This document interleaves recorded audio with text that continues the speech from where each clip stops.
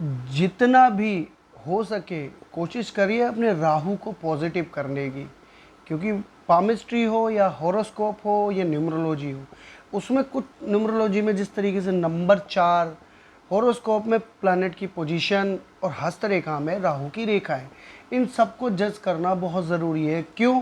क्योंकि आज के टाइम में राहु के बिना सरवाइव करना बिल्कुल आसान नहीं है। और उसी के ज़रिए जिस तरीके से डिजिटल पेमेंट की बात करते हैं, ऑनलाइन क्वेश एवोल्यूशन की बात करते हैं, जब ऑनलाइन सब चीज़ें ऑनलाइन हो रही है तो वो राहु का प्रतिनिधित्व करती है।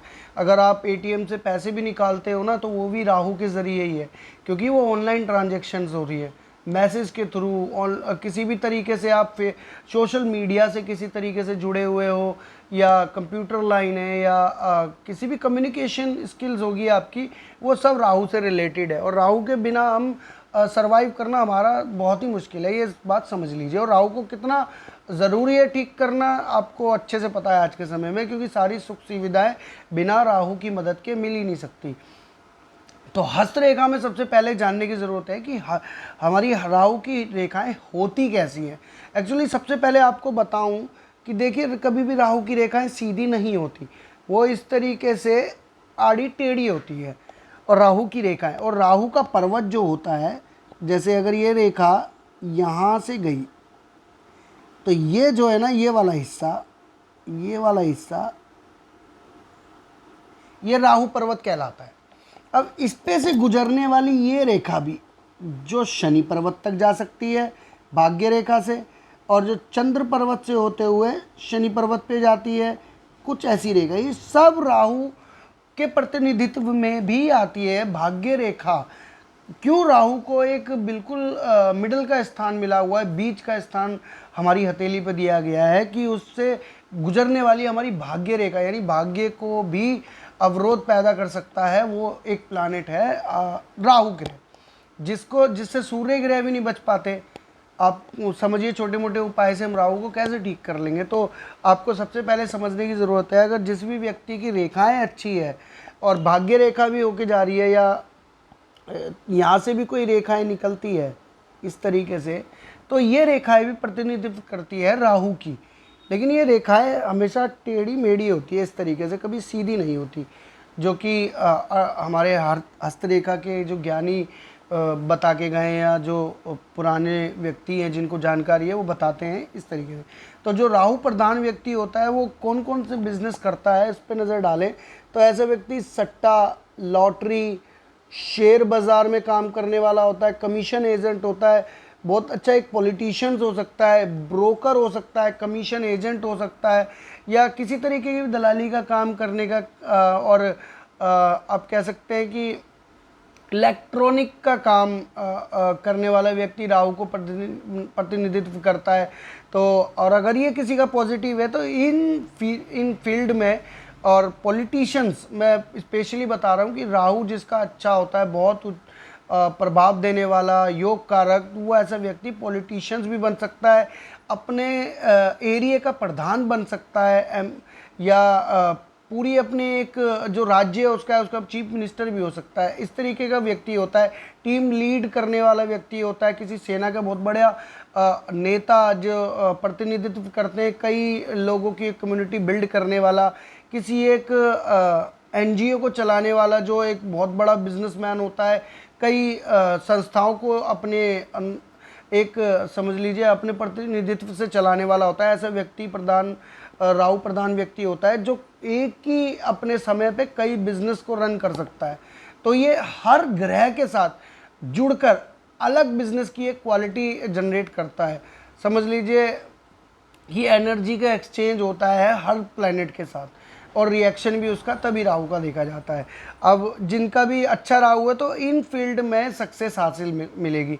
अगर किसी का खराब है, पर्वत खराब है, या पर्वत पे अशुभ चिन्ह बने हुए हैं और प्लैनेट की पोजीशन भी अच्छी नहीं है, तो ऐसे व्यक्ति जो है सिर्फ मजदूरी करके ही काम करता है, चोरी चकारी भी कर सकता है, चालाक भी हो सकता है, धोखा देने वाला व्यक्ति होता है। ऐसे व्यक्ति से अगर ऐसे गुण आप अच्छे हो, आपके अंदर मतलब समझ लीजिए कि गुण है लेकिन वो अवगुण में बदल रहे हैं, तो कहीं ना कहीं आपका जो राहु है वो कहीं ना कहीं पीड़ित है। अब इसको ठीक कैसे किया जा सकता है, तो सबसे पहले आप डोनेट कर सकते हैं फूड, जो हो सकता है नीडी पीपल को, यानी कि जो ऐसे लोगों को दीजिए जो कमाने की क्षमता नहीं है। ऐसे नहीं कि मजदूर कहने का जिसके अंग बंग भंग होते हैं, जैसे कोई किसी की आंख खराब है, किसी का हाथ खराब है, किसी का पैर खराब है, किसी के शरीर का कोई अंग खराब है, तो उसे ज़रूर खाने के लिए कुछ ना कुछ देते रहे और उन्हें सिक्के के रूप में भी कुछ ना कुछ देते रहे। तो इससे भी राहु की नेगेटिविटी दूर होगी। और आपका जो पर्वत है ना, उसको भी ठीक करने के लिए क्या करना है आपको, सिल्वर पहने आप। अगर उसमें कोई दिक्कत है तो अंगूठे में आप चांदी का छल्ला पहन सकते हैं, अपनी कनिष्का उंगली में भी आप चांदी का छल्ला पहन सकते हैं, चांदी का कड़ा भी पहन सकते हैं, क्योंकि मणिबंध से भी इसका रिश्ता देखा गया है राहु रेखा का। राहु रेखा मणिबंध से होते हुए भी कई रेखाएं देखी जाती है, तो मणिबंध पे भी राहु और केतु विराजमान माने जाते हैं। अगर आप चांदी पहनते हैं प्योर 95-99% होनी चाहिए, मिक्स कम हो उसमें, तो वो भी बेनिफिट आपको देगा। आपके हस्तरेखा पे बनने वाले अशुभ चिन्ह जो है राहु पे, वो दूर हो सकते हैं, काफ़ी हद तक कम होंगे। और क्या करें, आप काले कुत्ते को खाना खिलाना शुरू कर दीजिए और चिड़ियों को भोजन देना चालू करिए। इससे जो उस पर अशुभ चिन्ह के प्रभाव है वो भी कम होंगे। अगर आपका पर्वत भी अच्छा है, आपको शुभ फल नहीं मिल रहे राहु की तरीके से, तो आप भी ये उपाय कर सकते हैं। इसमें अगर आपको ध्यान रखना है, सावधानी सबसे बड़ी कि ब्लू और ब्लैक कलर के यानी नीले और काले रंग के कपड़े आप बिल्कुल ना पहने, इस बात का आप बिल्कुल ध्यान रखें। अब जेमस्टोन कैसे पहनना है आपको, जेमस्टोन के लिए क्या कहा जाता है कि आप किसी से राय लेकर ही पहने, लेकिन जेमस्टोन आपको राहु का गोमेद नहीं पहनना है किसी भी हालत में, क्योंकि वो पावर बढ़ाने वाला होता है राहु की एनर्जी अगर नेगेटिव है तो वो नेगेटिव एनर्जी आपकी बढ़ जाएगी। तो आपको क्या करना है, सूर्य का, क्योंकि जब राहु प्रधान व्यक्ति होता है तो उसका थोड़ा थोड़ा सूर्य कमज़ोर होता है। अगर वो सूर्य की मदद लेगा, यानी कि माणिक्य धारण करे, और गुरु की मदद ले सकता है जुपिटर की, यानी कि येलो सफ़ायर या सोना धारण करने से जो है उसके नेगेटिव प्रभाव जो राहु के कम होने लगते हैं, वो पॉजिटिव में कन्वर्ट होने लगते हैं। उसकी जो एक एनर्जी होती है वो एक्सचेंज होती है सन और जुपिटर के थ्रू। इनमें से कोई सा भी एक स्टोन आप धारण कर सकते हैं, राय लेके, किसी से एडवाइस लेके। आप इसके मंत्र उच्चारण कर सकते हैं। आप मंत्र उच्चारण किसका कर सकते हैं, माँ दुर्गा का, माँ दुर्गा का और माँ सरस्वती का, इन दोनों के आप मंत्र उच्चारण कर सकते हैं, क्योंकि माँ दुर्गा जो है वो बुध को रिप्रेजेंट करती हैं और माँ सरस्वती वो है राहु को रिप्रेजेंट करती है। तो ज्ञान का बहुत भंडार होता है ऐसे व्यक्तियों के अंदर। जो राहु जो है अगर पॉजिटिव है तो इल्यूशन का कारक है, यानी कि आपको नए नए आइडियाज़ देना, सोच आपकी अच्छी रखना और उसको सोच को अमल में लाना। ये आप पॉजिटिव करना चाहते हैं तो माँ सरस्वती का आप शरण में जा सकते हैं और माँ दुर्गा की भी।